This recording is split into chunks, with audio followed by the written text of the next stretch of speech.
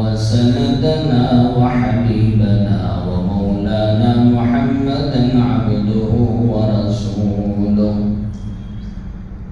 أرسله الله تعالى بالحق بشيرا ونذيرا وداعيا إلى الله تعالى بإذنه وسراجا منيرا أما بعد فإن أصدق الحديث كتاب الله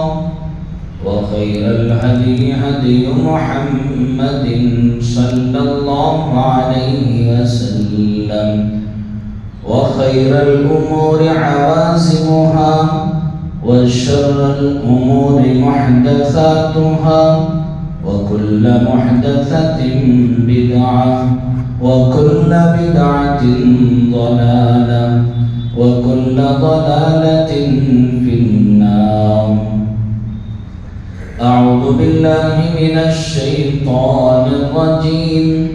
بسم الله الرحمن الرحيم. سبحان الذي يسرى بعبده ليلا من المسجد الحرام إلى المسجد الأقصى الذي باركنا حوله لنريه من آياتنا إنه هو السميع البصير. آمنت بالله صدق الله مولانا العظيم. وقال النبي صلى الله عليه وسلم الصلاة معراج المؤمن أو كما قال عليه الصلاة والسلام. معزز حاضرین، محترم سامعین اور برادران اسلام، اسلامی مہینوں کے اعتبار سے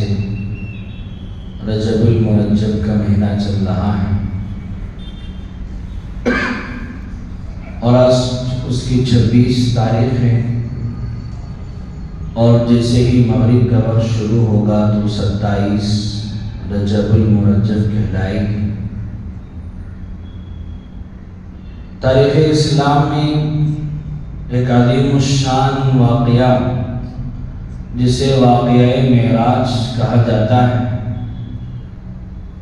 جو حضرت محمد رسول اللہ صلی اللہ علیہ وسلم کے معجزات میں سے ہیں. وہ واقعہ 27 رجب کی شب کو پیش آیا ہے. ہر چیز کی کوئی نہ کوئی وجہ ہوتی ہے،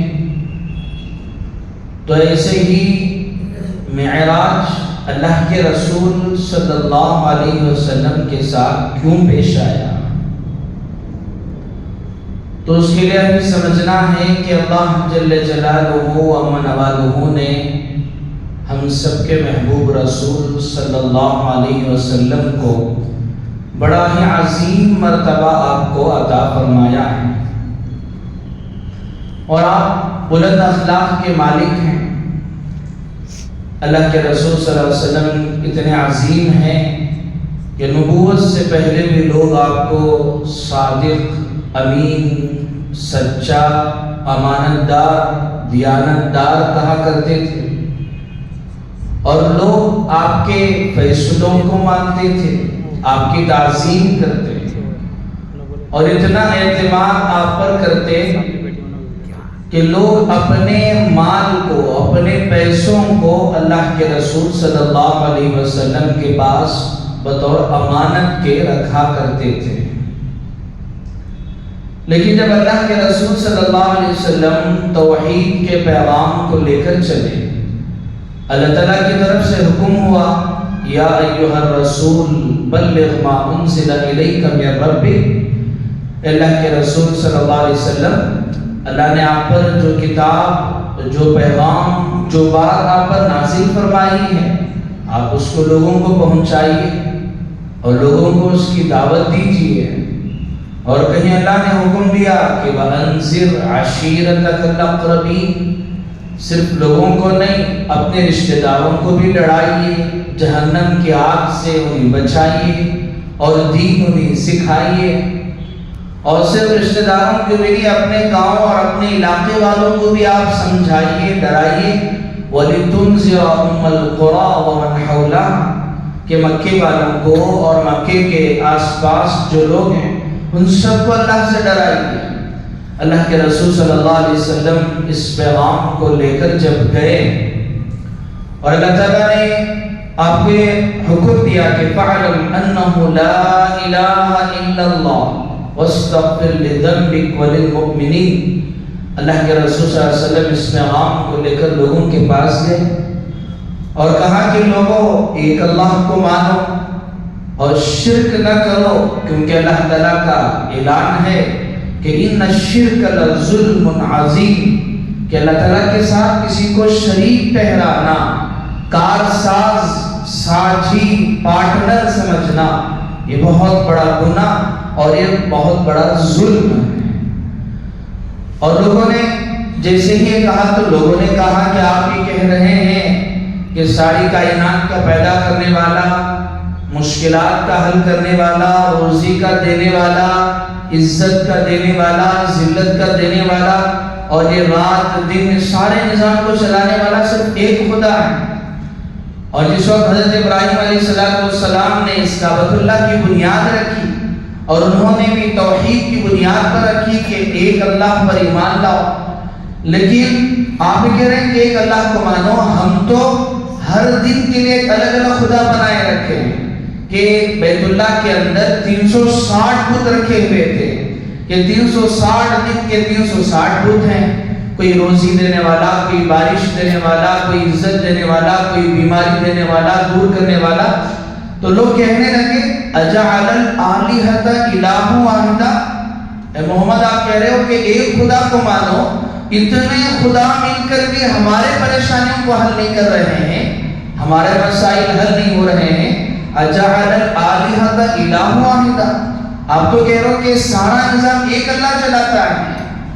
اللہ تعالیٰ نے فرمایا کہ ان ھذا لشیء عجاب، یہ لوگ کہنے لگے یہ تو بڑی عجیب چیز ہے، جب اتنے لوگ مل کر اس نظام کو نہیں چلا پا رہے تو پھر ایک خدا کیسے چلائے گا؟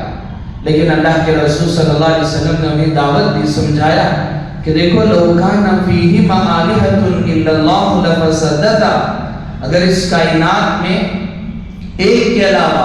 سینکڑوں نہیں بلکہ صرف 2 خدا بھی اگر ہوتے تو اس کائنات کا یہ جو نظام آپ دیکھ رہے ہو یہ تو درہم برہم ہو جاتا، یہ ختم ہو جاتا۔ ایک خدا چاہتا کہ دن نکالے، ایک خدا چاہتا کہ رات نکالے، ایک خدا چاہتا کہ 24 گھنٹے کا دن رہے، ایک خدا چاہتا کہ 48 دن کا دن رہے، ایک خدا چاہتا کہ بارش برسائے، ایک خدا چاہتا کہ دھوپ برسائے۔ جس طرح ایک آدمی اگر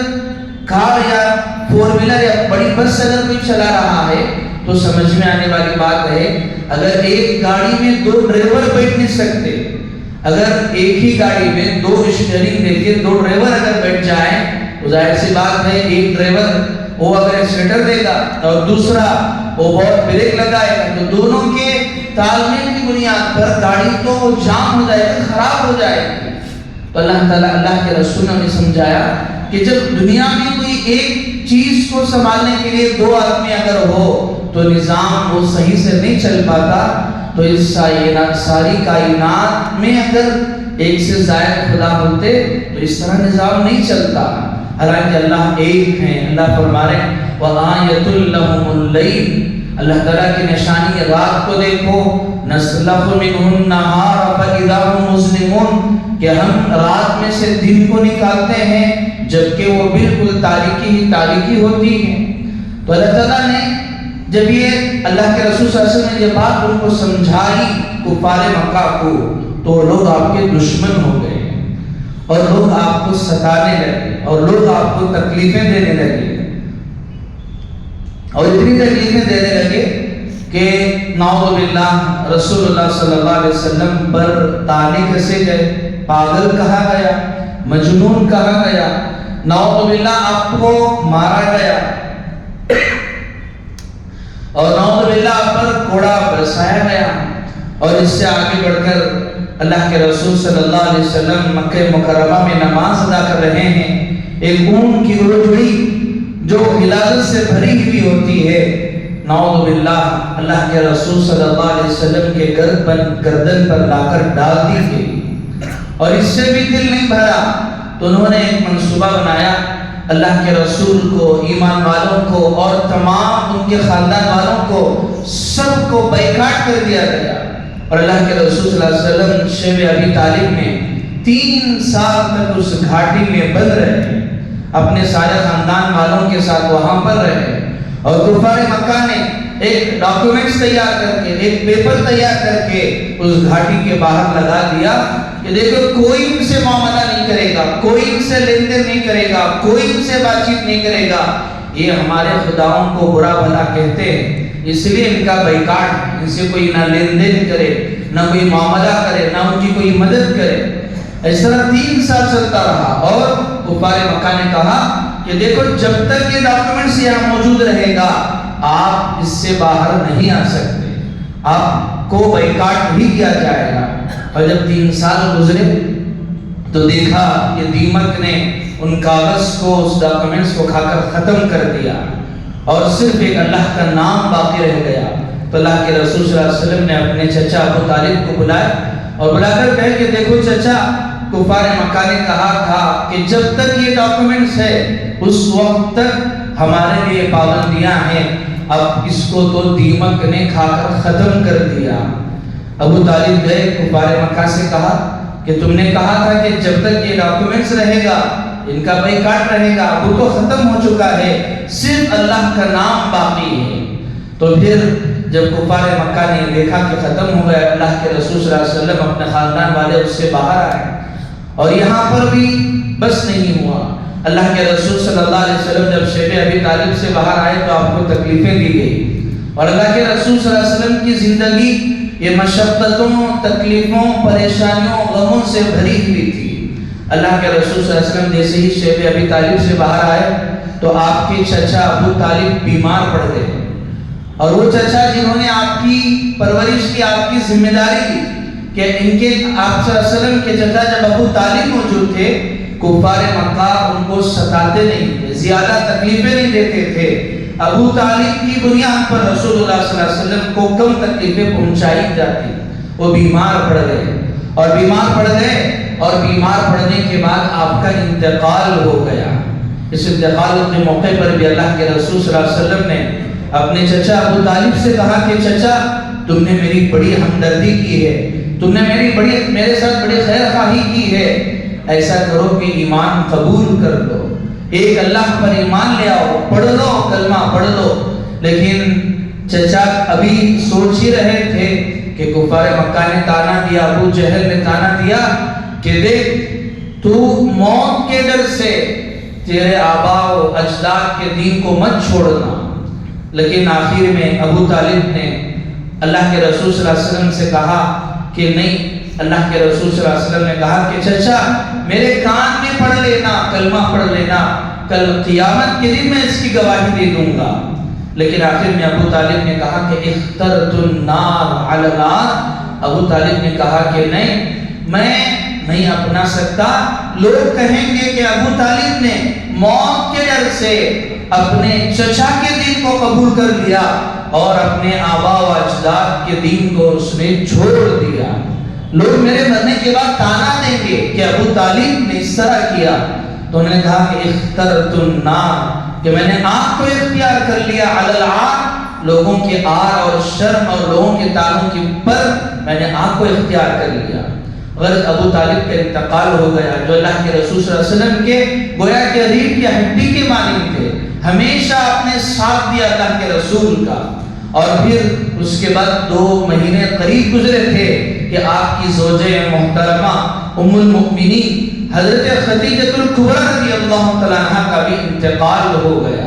ایک چچا تھے جو باہر کے مسائل میں اللہ کے رسول صلی اللہ علیہ وسلم کا ساتھ دیا کرتے تھے، اور ایک آپ کی بیوی تھی، ام المؤمنین تھی حضرت خدیجہ الکبریٰ رضی اللہ تعالیٰ عنہ، جنہوں نے ہر مشکل میں آپ کا ساتھ دیا۔ یہ گھریلو معاملات میں ہمیشہ آپ کا ساتھ دیا کرتی تھی، بلکہ اللہ کے رسول کو ہمیشہ تسلی دی۔ آپ پہلی وحی نازل آئی تو آپ گھبرا گئے، پریشان ہو گئے، حضرت خدیجہ نے تسلی دی، وَإِنْ وَاللَّهِ لَا يُخْزِيكَ اللَّهُ أَبَدًا، اللہ آپ کو کبھی ہلاک و برباد نہیں کرے گا، إِنَّكَ لَتَصِلُ الرَّحِمَ وَتَقْرِي الضَّيْفَ وَتُعِينُ عَلَى نَوَائِبِ الْحَقِّ۔ حضرت خدیجہ نے زندگی کے ہر موڑ پر اللہ کے رسول کو ساتھ دیا تھا۔ اب یہاں چند دن پہلے چچا کا انتقال ہوا اور چند دن کے بعد آپ کی زوجہ محترمہ کا بھی انتقال ہو گیا۔ اب پھر اس کے بعد ایک ہی سال میں چچا کا بھی انتقال ہو گیا اور آپ کی زوجہ کا بھی انتقال ہو گیا۔ ایک وہ جو باہری معاملوں میں ساتھ دینے والے، ایک وہ جو اندرونی معاملوں میں ساتھ دینے والی، دونوں کا انتقال ہو گیا۔ پھر اللہ کے رسول صلی اللہ علیہ وسلم نے سوچا کہ اب ایسی ترکیب اپناتے ہیں کہ اس زمانے میں رشتہ داری کی بڑی اہمیت تھی، اور اللہ کے رسول صلی اللہ علیہ وسلم کے جو آپ کی والدہ، رضاعی والدہ حضرت حلیمہ رضی اللہ تعالیٰ عنہا ہیں، حضرت حلیمہ کا خاندان طائف میں تھا،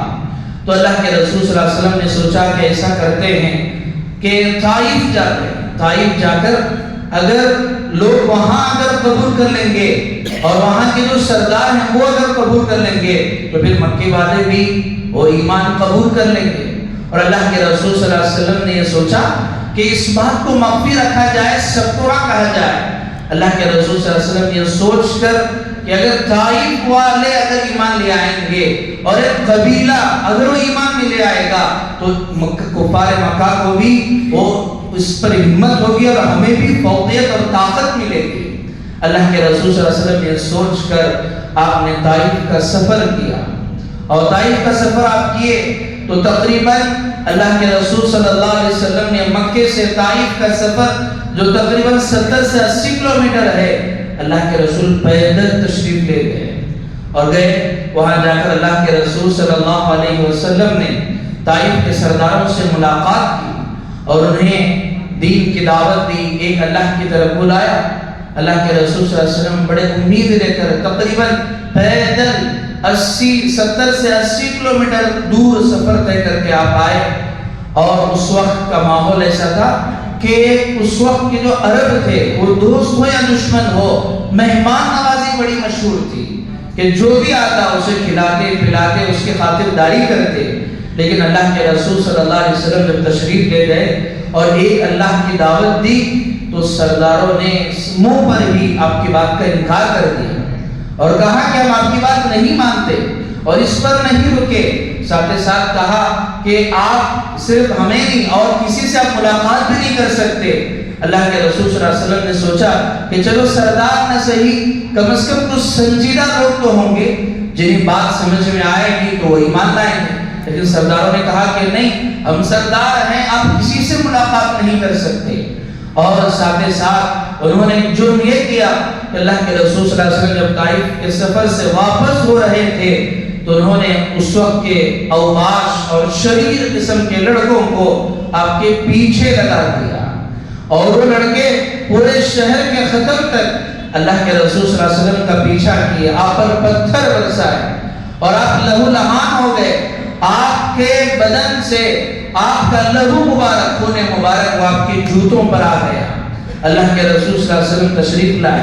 اور عام طور پر جو شہر کا علاقہ ہوتا ہے 1 یا 2 کلومیٹر ہوتا ہے، لیکن کتابوں میں لکھا ہے کہ 15 کلومیٹر تک اللہ کے رسول صلی اللہ علیہ وسلم کا ان اوباش لڑکوں نے پیچھا کیا، اللہ کے رسول صلی اللہ علیہ وسلم پر پتھر برسائے، اور لکھا ہے کتابوں میں کہ اللہ کے رسول تھک کر بیٹھ جاتے تو نعوذ باللہ وہ لڑکے اٹھاتے،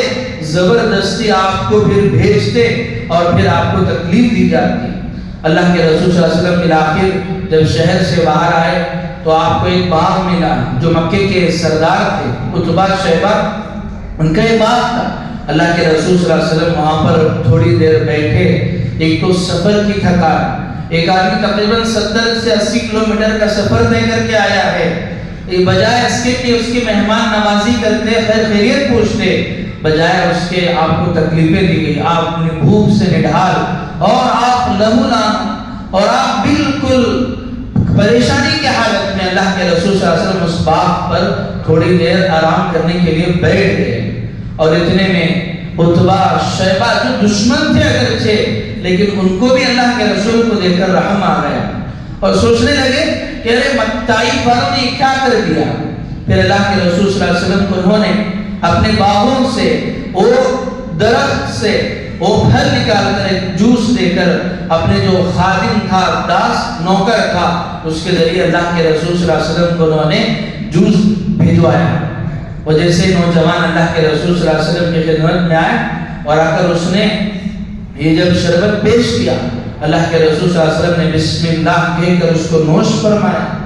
تو جیسے اللہ کے رسول نے بسم اللہ کہا، جو عطاس نامی آدمی تھا اس نے کہا کہ یہ کیا بات ہے، یہاں تو لوگ حبول کا نام لیتے ہیں، لات کا نام لیتے ہیں، عزا کا نام لیتے ہیں، بتوں کا نام لیتے ہیں، آپ تو اللہ کا نام لے رہے ہو۔ تو پھر انہوں نے کہا کہ آپ کہاں سے ہیں؟ تو اللہ کے رسول نے ان سے پوچھا کہ تم کہاں سے ہو؟ اس نے کہا کہ نینوا کا رہنے والا ہوں۔ پھر اللہ کے رسول نے فرمایا کہ اچھا تم تو یونس کے قبیلے سے، یونس کے علاقے سے ہو۔ اس نوجوان نے کہا کہ آپ کیسے جانتے ہیں؟ اللہ کے رسول صلی اللہ علیہ وسلم نے فرمایا کہ وہ بھی ایک اللہ کے پیغمبر تھے جو نینوا نامی علاقے کی طرف وہ نبی بنا کر بھیجے گئے تھے۔ تو اس نوجوان نے کہا کہ یہ بات تو ہمارے علاقوں کے علاوہ کوئی نہیں جانتے۔ تو پھر اللہ کے رسول صلی اللہ علیہ وسلم کے ہاتھ پر ایمان لیا، اور اللہ کے رسول صلی اللہ علیہ وسلم جب وہاں سے واپس آئے تو بالکل غم سے نڈھال ہو کر اللہ کے رسول نے دعا کی، اللہم انی اشکو الیک ضعف قوتی وقلت حیلتی وہوانی علی الناس انت رحم الراحمین۔ انہوں نے دعا کہ اللہ کے رسول، اے اللہ میں آپ سے اپنی کمزوری کا اور لوگوں پر میری بے بسی کا، اللہ میں آپ سے شکایت کرتا ہوں، اور میری کمزوری کا میں آپ سے شکایت کرتا ہوں۔ لیکن لمبی دعا اللہ کے رسول نے آگے مانگی، لیکن آخر میں اللہ کے رسول نے کہا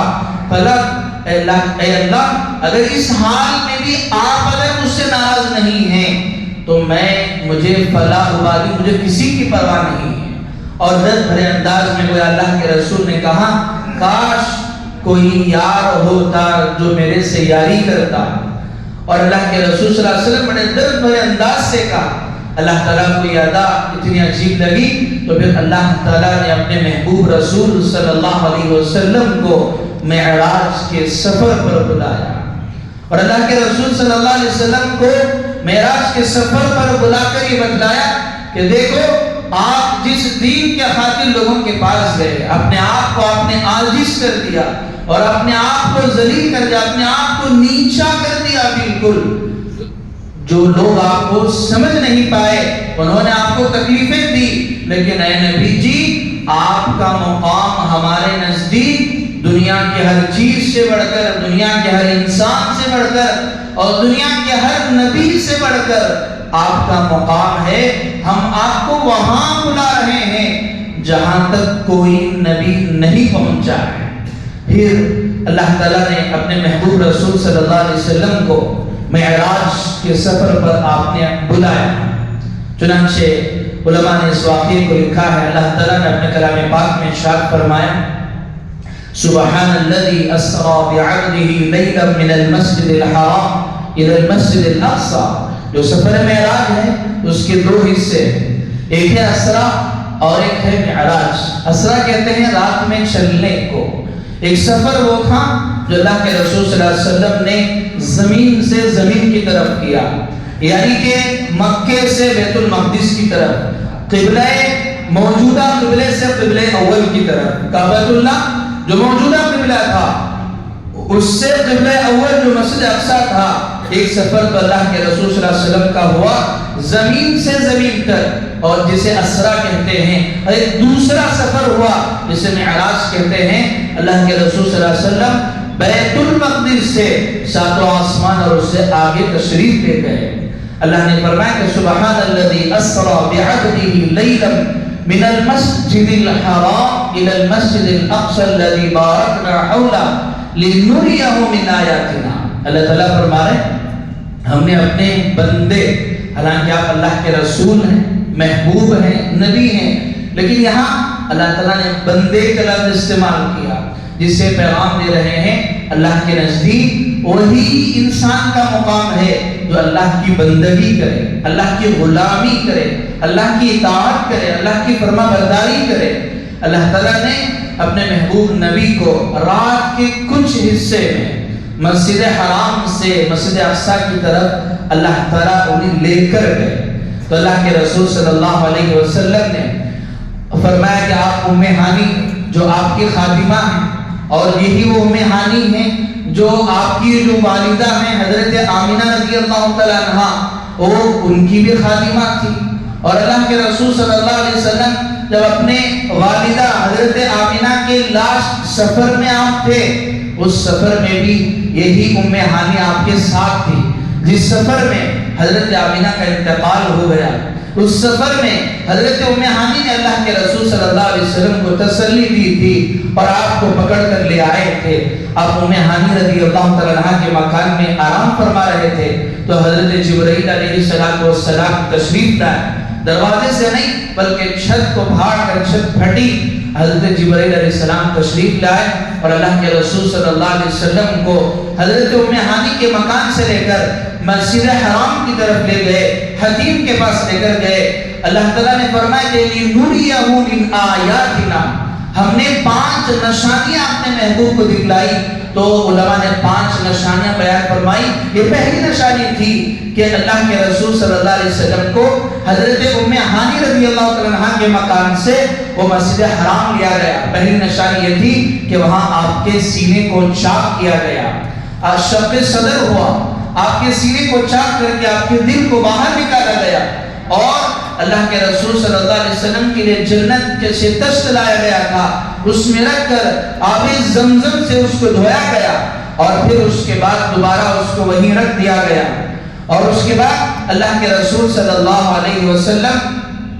وہاں سے پھر اللہ حضرت جبرائیل علیہ السلام نے جب شق صدر آپ کے سینے کو چاک کیا گیا اور پھر دوبارہ اس کو جیسے نارمل تھے ویسے ہی کر دیا گیا، اور پھر اس کے بعد وہاں سے اللہ کے رسول صلی اللہ علیہ وسلم کو حضرت جبرائیل علیہ السلام وہ براق کے ذریعے سے لے کر چلے۔ براق عربی میں برق کہتے ہیں بجلی کو،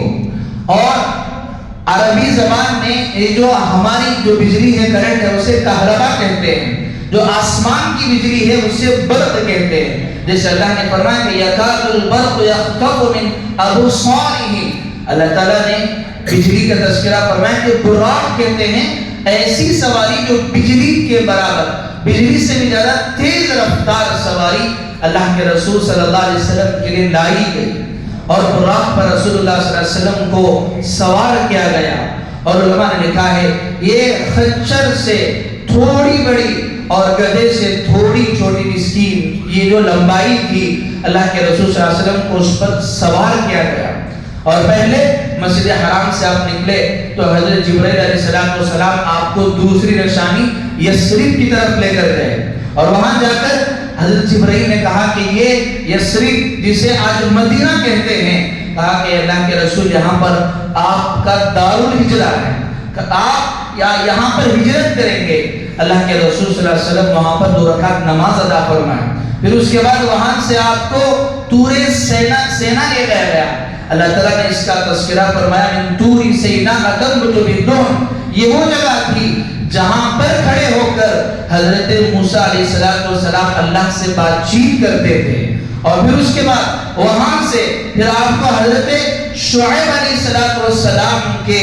یہ جو قوم تھی اس کی طرف جو علاقہ تھا وہاں سے آپ کو گزارا گیا، آپ نے وہاں نماز ادا کی، اور پھر اس کے بعد اس سے آگے اور جگہ آپ کو لیا گیا کہ جہاں حضرت مریم علیہ السلام کی پیدائش ہوئی تھی، جہاں آپ کی بیٹھنے کی جگہ تھی۔ ان جگہوں کے بعد پھر آپ کو 5ویں جگہ مسجد اقصیٰ لے جایا گیا۔ آپ مسجد اقصیٰ گئے، مسجد اقصیٰ جا کر آپ نے 2 رکعت تحیۃ المسجد نماز ادا کی، اور پھر اس کے بعد دیکھا کہ اقامت ہو رہی ہے، اور دیکھا کہ سارے انبیاء وہاں پر جمع ہیں، تو لوگ انتظار میں تھے کہ اقامت تو ہو گئی ہے، امامت کس کی ہوگی؟ حضرت جبرائیل علیہ السلام نے کہا کہ آپ امامت فرمائیں گے۔ آپ نے امامت فرمائی، اس لیے آپ کو امام الانبیاء کہا جاتا ہے۔ تو یہاں آپ پر زمینی سفر آپ کا ختم ہوا، ابھی یہاں سے آپ کو براق کے ذریعے سے آپ کو 7 آسمانوں تک لے جایا گیا، اور آپ اس دوران حضرت جبرائیل علیہ السلام بھی آپ کے ساتھ تھے۔ آپ پہلے آسمان گئے تو حضرت آدم علیہ السلام سے ملاقات ہوئی، حضرت ابراہیم علیہ السلام سے ملاقات ہوئی۔ دوسرے آسمان گئے تو حضرت عیسیٰ علیہ السلام سے ملاقات ہوئی۔ چوتھے تیسرے آسمان گئے تو حضرت یوسف اور یحییٰ علیہ السلام سے ملاقات ہوئی۔ چوتھے آسمان گئے تو حضرت ادریس علیہ السلام سے ملاقات ہوئی، اور پھر 5ویں آسمان گئے تو حضرت ہارون علیہ السلام سے ملاقات ہوئی، اور پھر 6ٹھے آسمان گئے تو وہاں حضرت موسیٰ علیہ السلام سے ملاقات ہوئی، اور پھر جب 7ویں آسمان پہ گئے تو آپ کے جد امجد حضرت ابراہیم علیہ السلام سے ملاقات ہوئی۔ سب انبیاء سے آپ نے سلام و کلام کیا، بات چیت ہوئی، اور پھر اس کے بعد 7 آسمانوں سے اوپر آپ کو اللہ کے حضرت جبرائیل نے اللہ کے حکم سے جنت کا، جہنم کا اور کئی چیزوں کا آپ نے نظارہ کروایا، اور پھر اس کے بعد آپ گئے سدرۃ المنتہا تک۔ سدرۃ المنتہا، منتہا کہتے ہیں اینڈ کو، یہ وہ جگہ ہے جہاں فرشتوں کی اینڈ ہے، یعنی کہ کچھ فرشتے وہ ہیں جو اوپر سے کچھ احکام لے کر یہاں پر آتے ہیں، اور کچھ فرشتے وہ ہیں جو کچھ چیزیں لے کر وہ یہاں تک آتے ہیں۔ جو نیچے والے فرشتے ہیں ان کی انتہا یہاں تک ہے، اور جو اوپر والے ہیں ان کی انتہا یہاں تک ہے، اس سے نیچے نہیں آ سکتے۔ اور جب وہاں تک گئے تو پھر اس کے بعد حضرت جبرائیل علیہ السلام نے کہا کہ اللہ کے رسول، یہ سدرۃ یعنی کہ اینڈ ہے، یہاں اس سے آگے ہم نہیں جا سکتے، ایک پر بھی اگر اس سے آگے گیا تو جل کر خاک ہو جائے۔ پھر اللہ کے رسول صلی اللہ علیہ وسلم اس سے آگے تشریف لے گئے، اور علماء نے لکھا ہے صریح الاقلام ایک جگہ ہے وہاں تشریف لے گئے۔ آپ کو قالین نما ایک سواری میں آپ کو دی گئی، اس کے ذریعے سے آپ اوپر تشریف لے گئے۔ اللہ تعالیٰ کی بارگاہ میں آپ نے وہ سلام پیش کیا، تحیات للہ والصلوات، اور اس کے بعد اللہ جل جلالہ و منوالہ نے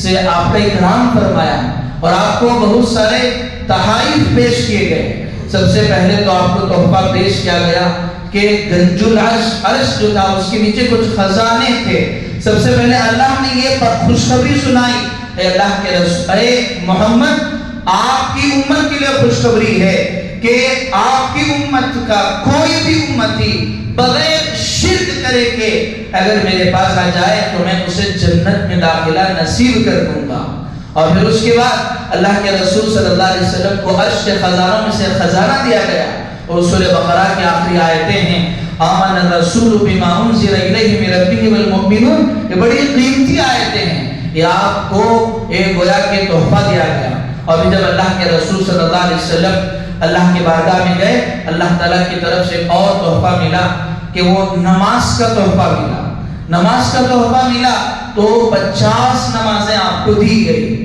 اللہ کے رسول صلی اللہ علیہ وسلم لے کر آئے تو حضرت موسیٰ جو 7ویں آسمان پہ تھے، 6ٹھے آسمان پہ تھے، ملاقات ہوئی۔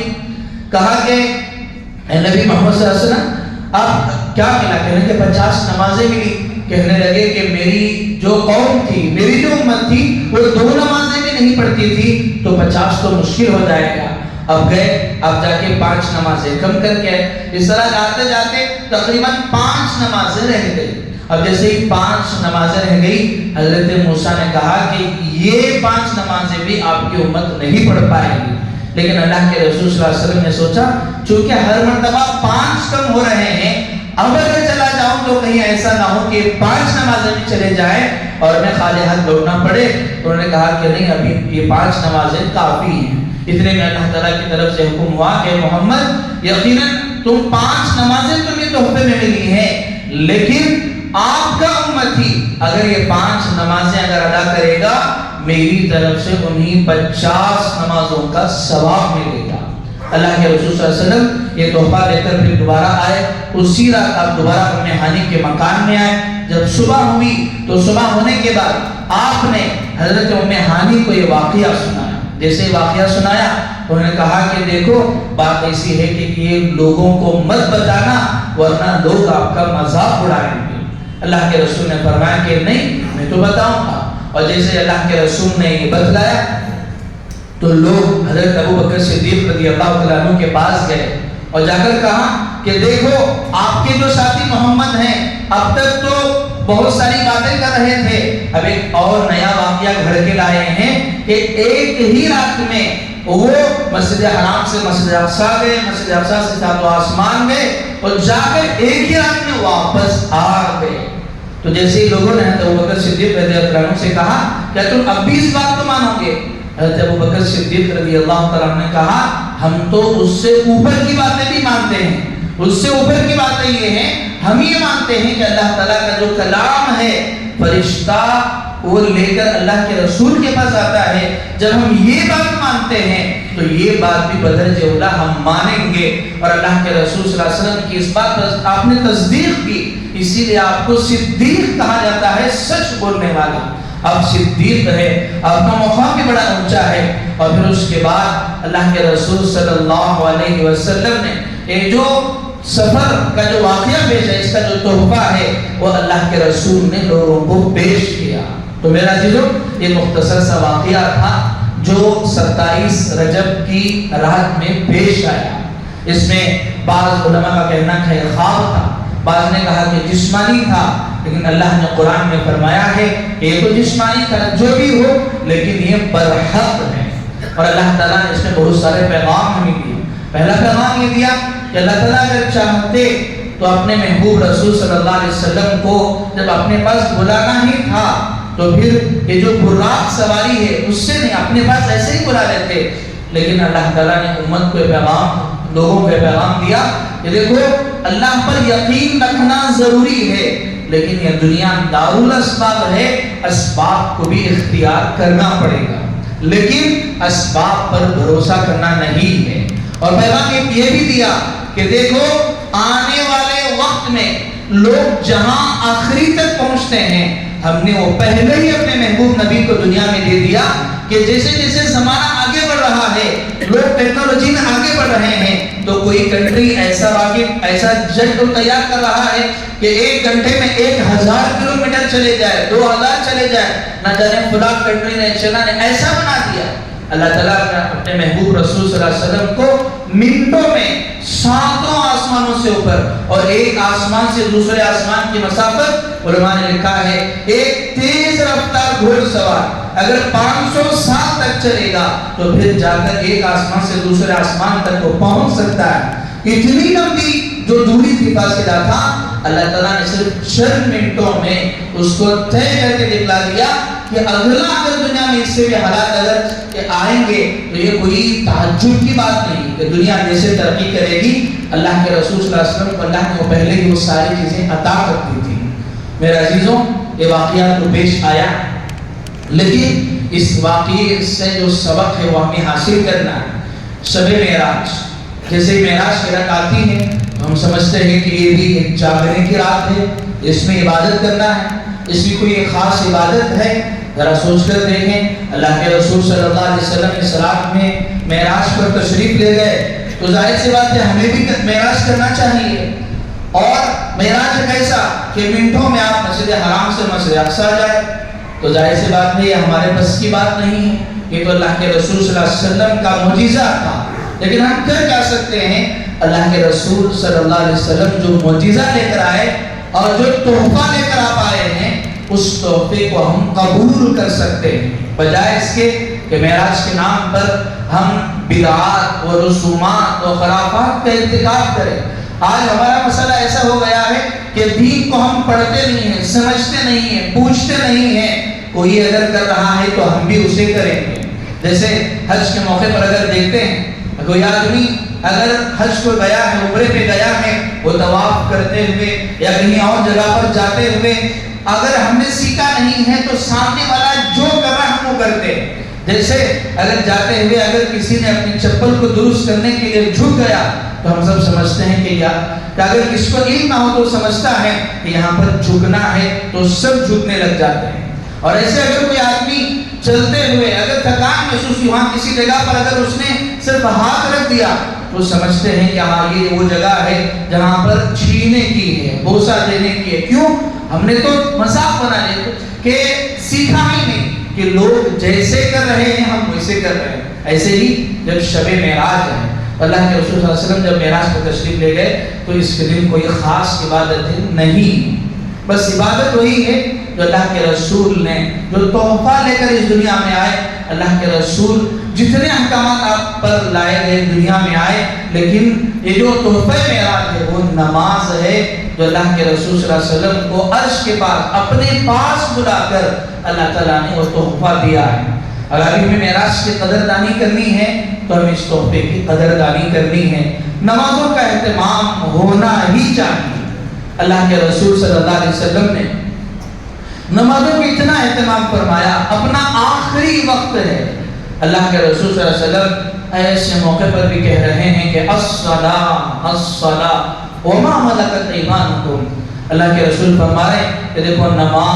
نماز اور اپنے متعلق جو حقوق ہیں نوکروں کے اور غلاموں کی وہ حقوق ادا کرنا. حضرت علی رضی اللہ تعالیٰ عنہ فرماتے ہیں لیکن تو اللہ کے رسول کی زبان سے آواز نکل رہی تھی، لیکن ایک وقت وہ آیا اللہ کے رسول کی آواز بند ہو گئی، دھیرے سے زبان چل رہی تھی، میں نے کان لگا کر سنا. اس موقع پر بھی اللہ کے رسول کہہ رہے ہیں کہ الصلاۃ الصلاۃ، یعنی کہ نماز نماز نماز. آخری موقع پر بھی اللہ کے رسول اس دنیا سے جاتے ہوئے وہ نماز کا حکم اور نماز کی فکر کرتے ہوئے اللہ کے رسول اس دنیا سے گئے ہیں. ذرا مجھے اور آپ کو سوچنا ہے کہ میں کتنا نماز کی فکر کر رہا ہوں. اور ہمارا حال تو معلوم ہے کہ وارہ میں ایک بار میں اگر جمعہ میں بھی اگر آ رہے ہیں تو جمعہ کی نماز ہونے کے بعد ہمیں سنت پڑھنے کی بھی فرصت نہیں ہوتی، اس سے پہلے ہی ہم نکل جاتے ہیں. تو میرے عزیزوں، یہ جو واقعہ معراج ہے 27 رجب جو عاشوراء کی شب ہے، اس میں جو واقعہ معراج پیش آیا ہے اللہ کے رسول صلی اللہ علیہ وسلم کا بہت بڑا معجزہ ہے. ظاہر سی بات ہے ہم معراج کو جان نہیں سکتے، لیکن اللہ کے رسول نے فرمایا کہ الصلاۃ معراج المؤمن، کہ نماز وہ مومن کی معراج ہے. کہ وہ جس طرح اللہ کے رسول اللہ سے بات چیت کیے تھے قریب میں جا کر، ایک ہر ایمان والے کے بس میں نہیں ہے، لیکن جب وہ نماز کے لیے کھڑے ہوگا